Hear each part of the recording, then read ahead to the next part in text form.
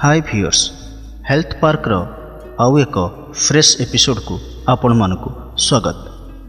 आज आमे जानिबा निर्मूलीलता विषय। भुई निंब, हलदी ओ निर्मूलीलता ए तीन द्रव्य को एकत्र बाटी लगाइले जाबतीय प्रकार चर्म रोग निवारित होता है।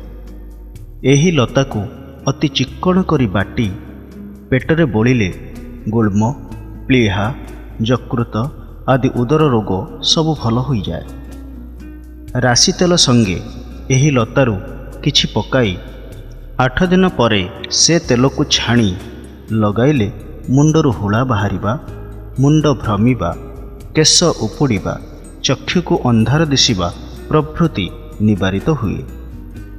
एही लता को सुखाई कुटी चूर्ण करी उष्ण जल सह गोली सेवन करिले गुल्म, प्लीहा, यकृत, उदरी, शूल, अजीर्ण प्रभृति रोग भल हो जाए एवं देहरे जाबतीय प्रकार चर्म रोग मध्य भल होई देहर कांति दिनकु दिन वृद्धि पाए।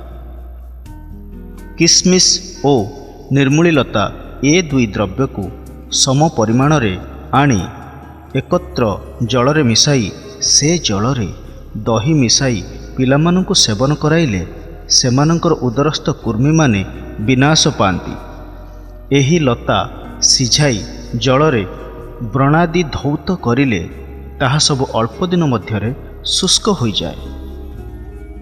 अम्लपित्त विकार रे एहाकु बाटी लगाइले ताहा अल्प दिन मध्यरे भल हो जाए।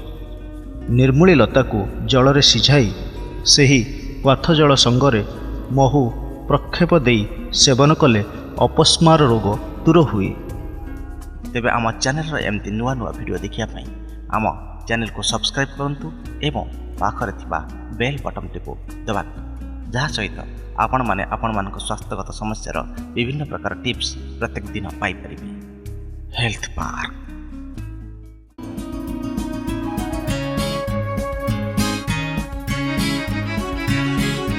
Health park.